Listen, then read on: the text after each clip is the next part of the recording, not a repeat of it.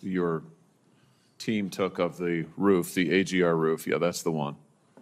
Okay, so from this vantage point, as the law enforcement who are in those windows, as they look left, they should be able to see the shooter clearly there on the AGR second floor roof. My question is, why is there not a Secret Service counter sniper on that roof?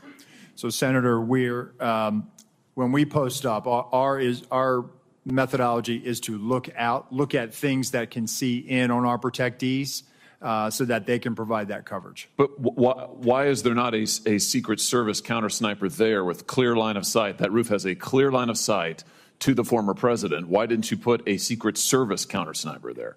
The Secret Service's counter sniper role is to neutralize those threats that are looking in on us from where the protectee is, not necessarily you think maybe position. You might want to revise that protocol in light of what happened here?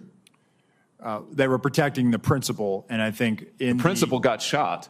I understand that, sir. So do you think you might want to revise the protocol? Let me ask you this. Who was the lead site agent who made the decision to leave the AGR building completely outside of the security perimeter? Who was that? Senator, I cannot give you that name. This person is operational. They're still doing investigations. They're still doing protective visits. Have they been relieved of duty? Senator, they have not been relieved of duty. I know their name, by the way. Why have they not been relieved of duty? They are still cooperating, not only being interviewed by the FBI, but also by our Office of Professional Responsibility. And we will let the facts of the mission assurance and any further investigations play out. Isn't the fact that a former president was shot, that a good American is dead, that other Americans were critically wounded, isn't that enough mission failure for you to say that the person who decided that building should not be in the security perimeter probably ought to be stepped down?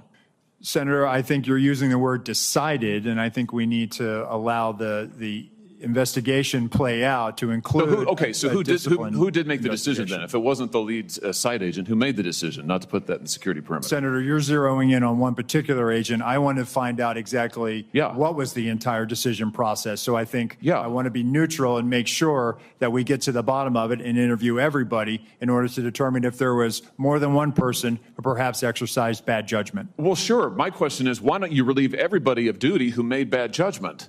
So, yeah, you're right. I am zeroing in on somebody. I'm trying to find somebody who's accountable here. You're telling me that the person who made the decision not to include this in the perimeter has not been relieved of duty. What about the person who's in charge of the interoperability of radio frequencies between local law enforcement and Secret Service? Has that person been relieved of duty? No, Senator, because interoperability is a challenge, is a greater challenge than just one person. On that day, we had a counterpart system.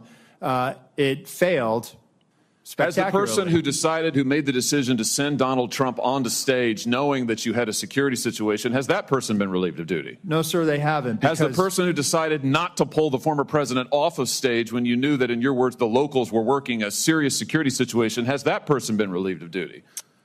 No, sir. Again, I refer you back to my original answer that we are investigating this through a mission assurance.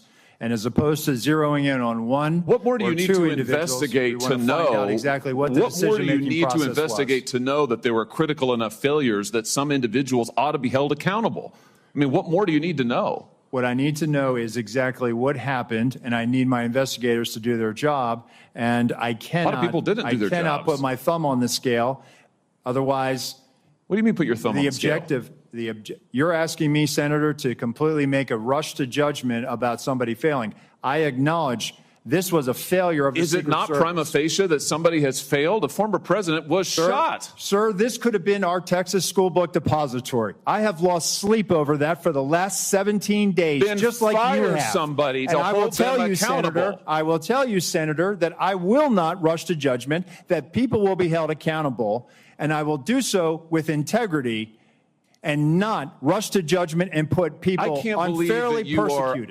Unfairly persecuted? Unfairly, we've got people who are we dead. have to be able to have a proper investigation into this, Senator. You said earlier that you've got to make sure that your protocols are followed, and unless there's a protocol violation, people wouldn't be disciplined. I would just say to you, I don't really care that much about your protocols. I think if your protocols don't provide for the fact that when a former president is shot, when an American is killed, when other rally-goers, innocent people who just showed up on the day, when they are shot at and critically wounded, if that isn't a protocol violation prima facie, you should revise your protocols.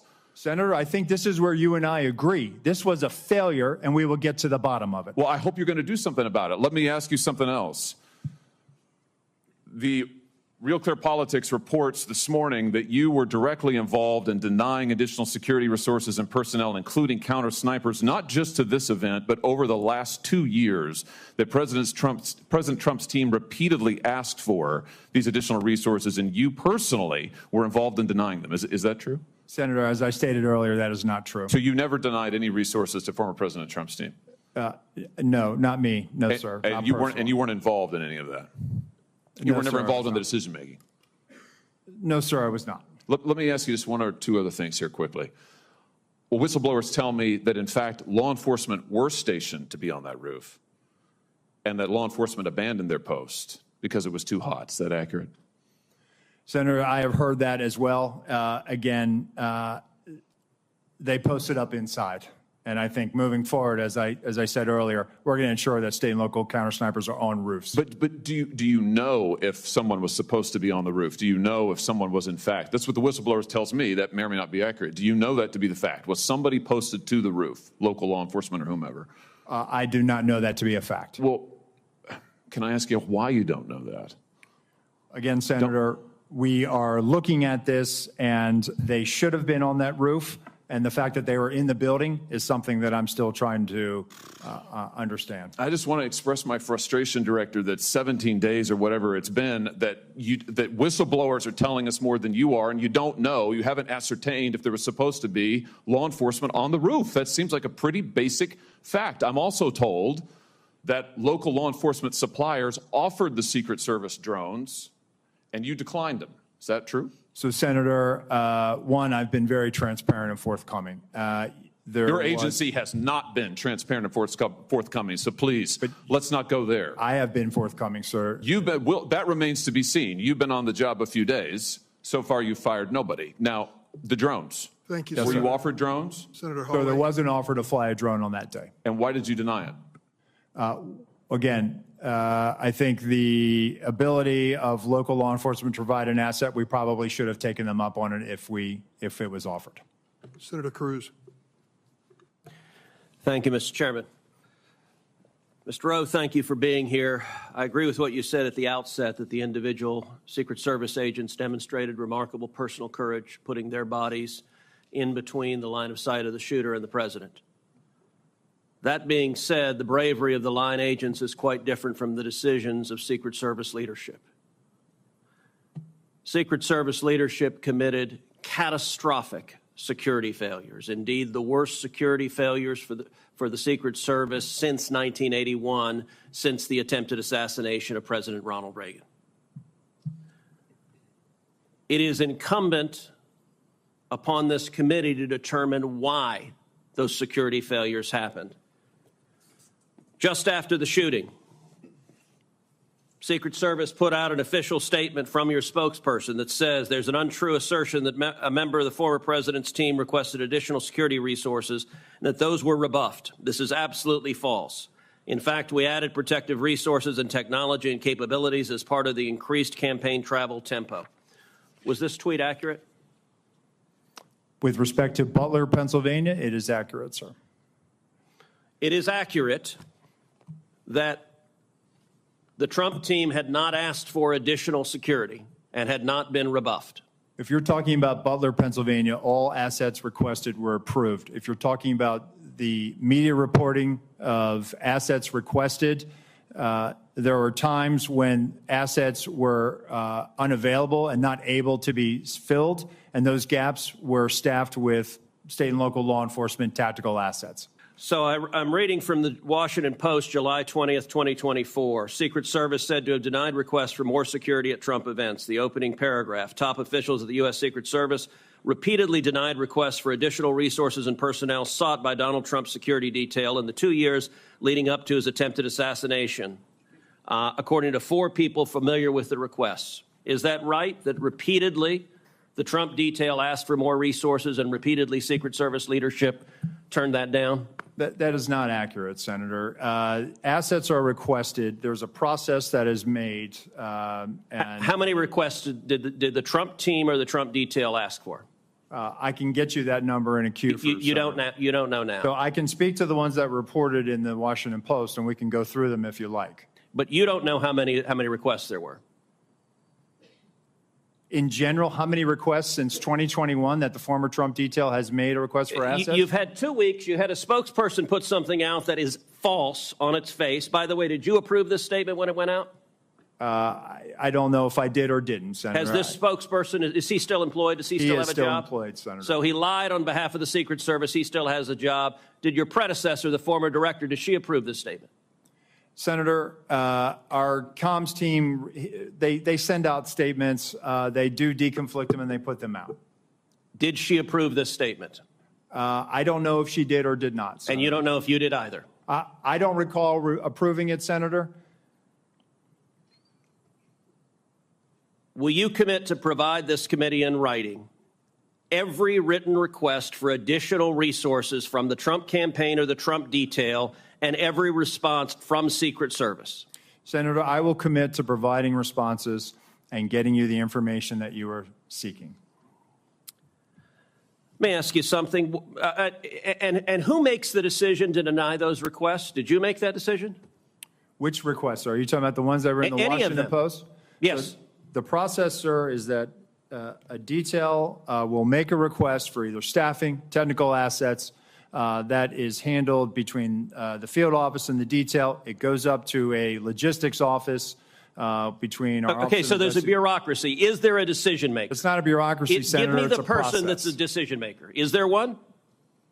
Senator, it's a conversation. It's not just an absolute yay or nay. So let me tell you what I believe. I believe that the Secret Service leadership made a political decision to deny these requests. And I think the Biden administration has been suffused with partisan politics. Did the same person who denied the request for additional security to President Trump also repeatedly deny the request for security to Robert F. Kennedy Jr., whose father was murdered by an assassin and whose uncle was murdered by an assassin? Did the same person make that decision? Senator, what I will tell you is that Secret Service agents are not political. Okay, you're not answering my question. But you know what? Leadership appointed by the president, leadership appointed by the president is political. I have a simple question, yes or no. Did the same person deny the Trump request that also denied the RFK request? That's a yes or no question. Senator, that is not a yes or no question. One, there is a process for a candidate nominee to receive protection. Does the buck stop anywhere? Does the buck stop anywhere? Bipartisan process that the Hill participates in. It's a bicameral, bipartisan process. What camera? For a candidate, you are not a Congress. You don't have a camera. Mr. Kennedy submitted a request that was referred over to the CPAC. Okay, you're refusing to answer the question. Let me ask, because the failures on that day were catastrophic. By the way, is it true that on the day of the Butler event that Secret Service transferred agent from President Trump to the First Lady? No, sir, that's not true. That's been widely reported. It's not true. There was one airport agent that actually went on the manpower request for the Trump detail. They handled the arrival at the airport for the First Lady. What was the relative size of the Trump detail compared to the detail that is assigned to the President or the First Lady? Senator, the former president travels with a full shift, just like the president. So the exact same size? Is that your testimony, that President Trump had the same size detail that President Biden has? On the day of in Butler, the agents surrounding him, it is the same number of agents surrounding the president today. There is a difference between a sitting president who also not only Hold on, you're using president in a way that is not clear. Is it your testimony that in Butler, Pennsylvania, Donald Trump had the same number of agents protecting him that Joe Biden has at a comparable event? I'm telling you the shift, the close protection shift surrounding. That's yes what you asked me, Senator, and I'm trying to answer it. You are not answering it. Is it the same number of agents or not? Senator, there is a difference between the sitting president of the United States. Then what's the difference? The difference? 2x, 3x, 5x, National 10x? Command Authority to launch a nuclear strike, sir. There are other assets how many more travel agents? with the president that the former president will not get. You are refusing to answer the number of Secret Service agents protecting him. Stop interrupting me. Go ahead, Senator. You are refusing to answer clear and direct questions.